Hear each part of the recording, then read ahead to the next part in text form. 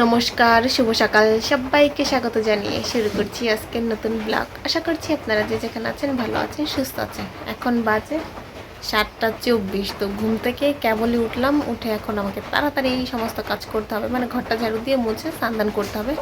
কেননা আজকে আমরা নরসিংদী যে জিনিসপুর সেখানে কালী মন্দির আছে, সেখানে যাবার বাহিরে ধুম বৃষ্টি হচ্ছে। মানে আরেকটু আগে উঠতাম কিন্তু বৃষ্টির জন্য না উঠিনি। এখন বৃষ্টিটা কমেছে, তো এখন আমি উঠে গেছি। এখন আমাকে তাড়াতাড়ি কাজ শেষ করতে হবে। মা ঘরটা ঝাড়া দিয়ে দিচ্ছে, আমি শুধু মুছে ফেলবো, তার আগে বিছানাটাকে উঠাতে হবে। ঘর মুছে স্নান করে নিয়েছি, এখন শুধু পুজো দিব। আমি পুজোর সমস্ত কিছু রেডি করে ফেলেছি, বাইরে থেকে যা জানার ফুল, তুলসী পাতা সব কিছুই নিয়ে এসে পড়েছি। এখন জাস্ট শুধু পুজোটা দিব আর তারপরে রেডি হতে ধরবো। এই যে আমাদের সাথে যাওয়ার জন্য গেস্ট চলে এসেছে, বৌদি এসেছে, আর ওই যাওয়ার পাশে যে গুজা আসেনি এসেই সাজা শুরু করেছে। আর উনি মুখটা ভেঙচিয়ে অন্যদিকে তাকিয়ে রয়েছে, জানি না কেন এরকম করছে। কেন করছেন আপনাকে? কি জানি রোজায় ধরেছে আর ও হাসছে, দাঁত বের করছে না। তা আমিও রেডি হয়ে যাই। রেডি হয়ে গেছি। এই যে এই জামাটা পরেছি, এটার মানে সারারা টাইপ। আমি জানি না বৃষ্টির মধ্যে কি অবস্থা হবে। বেশি সাজিনি, লাইনার দিয়েছি, লিপস্টিক দিয়েছি, আমি আজকে নুট কালার দিয়েছি, একটু গ্লসি করেছি। এই যে আর অর্পা, ওই যে আরেকটা টিপ পরেছে, আর পাও সেজে নিয়েছে, ও লাল জামা পরেছে। দাঁড়াও দাঁড়াও, পুজো দিতে গেলে লাল পরতে হয়, দূরে থাকো। এই যে ওর জামা লাল জামা, আর ওই যে তেমন না সাজলেও বিছানার অবস্থা পুরো করুণ হয়ে যায়। আমি একটু আমাকে পুরো লোকটা দেখিয়ে দিচ্ছি। রেডি হয়ে গেছি, একটা সাদা পরেছি।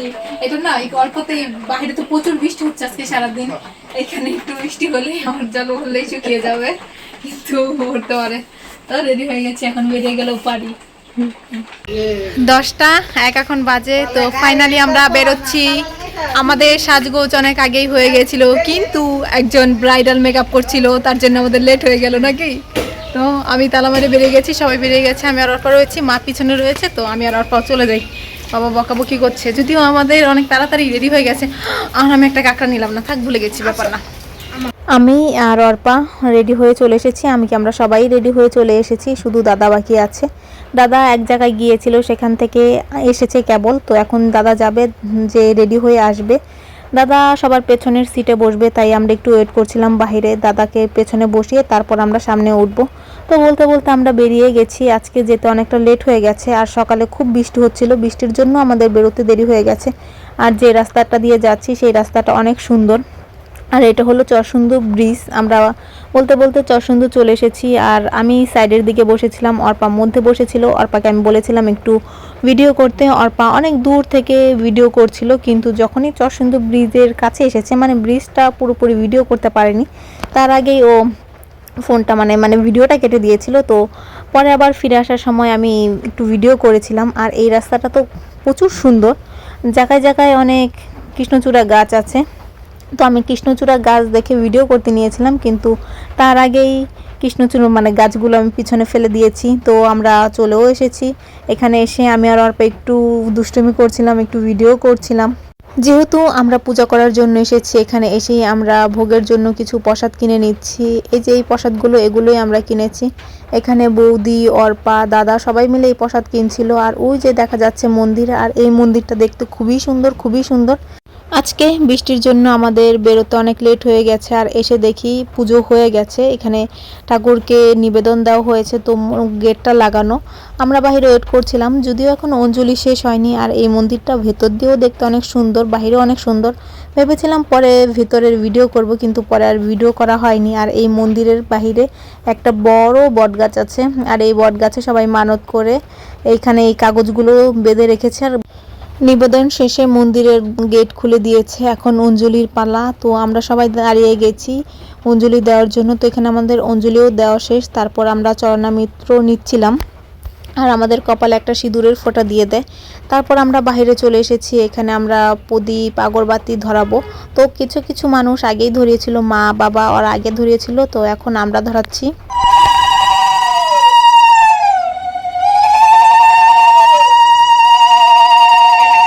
প্রথমে অর্পা ধরালো, তারপর আমি ধরালাম। অর্পা তো খুব ভালো উলুরু দিতে পারে। এই যে অর্পা আমার ভিডিওটা করে দিয়েছে। প্রথমে তো একটু মুখই দেখা যাচ্ছিল না, তারপর এই যে আমার মুখটা নিয়েছে। তো আমি ঠাকুরকে খুব মনোযোগ সহকারে ডাকছি, ঠাকুর যেন আমার মনস্কামনা পূর্ণ করে, সেটাই আমি মনে মনে বলছিলাম। তো কি মনস্কামনা করেছি সেটা এখন বলা যাবে না, পরে হয়তো কখনো একবার বলবো যদি আমার মনস্কামনাটা পূর্ণ হয়ে যায়।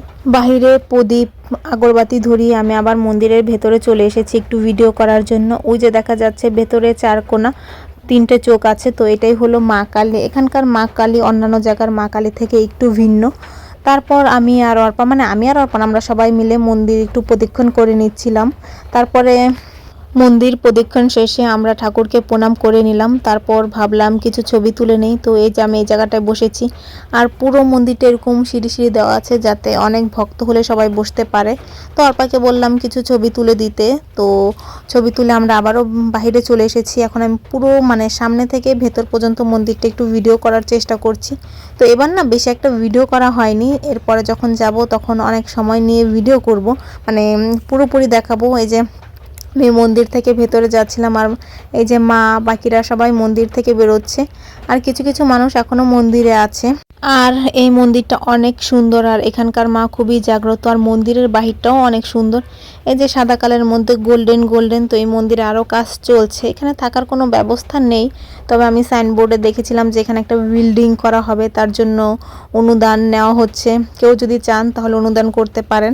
আর তারপর আমরা এখানে যাওয়ার পথে কিছু খাবার দাবার কিনে নিয়েছিলাম। আর অর্পার সাথে একটা ঘটনা ঘটে গেছে, অর্পার জুতোটা চুরি হয়ে গেছিল, এই যে আমার খুঁজে পেয়েছি। এখন আমরা বেরিয়ে যাব। আমরা আরও কিছুক্ষণ সময় থাকলে পারতাম, আজকে খুবই তাড়াতাড়ি আমরা বেরিয়ে যাচ্ছি, কেননা এখানে খাওয়ার কোনো ভালো ব্যবস্থা নেই। আর বাবার তো খিদে পেয়ে গেছে, তো বাবা আর থাকতে চাইছে না। তো যাওয়ার আগে আমি এই গাছটাকে আবার একটু ভিডিও করে নিলাম। আমার দিদি এর আগে এখানে এসে একটা মানত করেছিল, তো সেই মানতটা পূরণ হয়েছিল কিনা সেটা আমি জানি না। তো এখন আমরা বেরিয়ে যাব, আমরা গাড়িতেও উঠে গেছি। আর অর্পা উঠে আমাকে এত সাইডে ফেলে দিয়েছে যে আমি বসতেই পারছিলাম না। তারপর অর্পা আমাকে একটু প্রসাদ খাইয়ে দিল। তো আমি ভেবেছিলাম অর্পা আমাকে অর্ধেক প্রসাদটা দিবে, কিন্তু অর্পা আমাকে পুরো একটা আস্তে দিয়ে দিয়েছে। আর ওটা খেয়ে আমার মুখটা পুরো ভরে গেছে। ফিরে আসার পথে এখানে একটা ইট ভাটা দেখলাম। আগের রাতে বৃষ্টি হয়েছিল, তাই সমস্ত ইট ধুয়ে মাটি হয়ে গেছে, এগুলো কাঁচাই ছিল, তো জলে ধুয়ে গেছে। তারপর ফিরে আসার পথে আমি আবারও এই যে চরসিন্দুর ব্রিজটা ভিডিও করছিলাম। তো এই ব্রিজটা না দেখতে অনেকই সুন্দর। তো আগে যখন নতুন ব্রিজটা হয়েছিল তখন অনেক মানুষ ঘুরতে যেত, আমরাও একবার ঘুরতে গিয়েছিলাম। তো সেটা অনেক আগে করোনার সময়, এখনও হয়তো যায় কিন্তু সেটা আমার জানা নেই। তো এই ব্রিজটা খুবই সুন্দর, রাত্রেও খুব ভালো লাগে। এই যে রাত্রে সমস্ত লাইটগুলো ধরানো থাকে।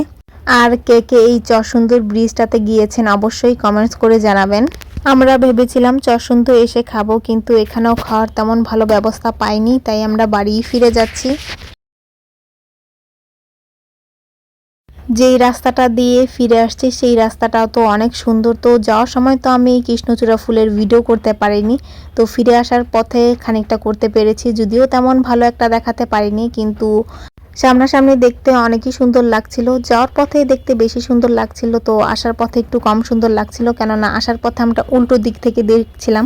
তো যাওয়ার পথে খুবই ভালো লেগেছে। 3:05 এখন বাজে, তো আমরা এসেছি বেশ কিছুক্ষণ হলো। তার আজকে না এই যে আমি একটু অন্যভাবে লাইনার দিয়েছি, এই যে আমাকেই দিয়েছে, এটা অল্প দিয়েছে, অর্পাকে যে দিয়েছে এই করো চুলটা সরাও, মনে হচ্ছে কি ওর স্মৃতিতেও দিয়েছে, এখানে একটু বেশি পড়েছে। সেটা আমি তোমার আত্মতে হইছিলাম না তখন, এমন করে একটু আইজরুমকে পরে আনতো নাকি মন করে এরকম করে ভরে গেছে।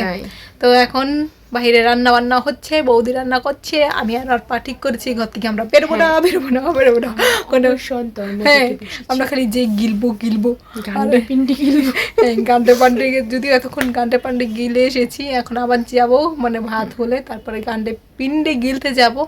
এখন আমরা এই যে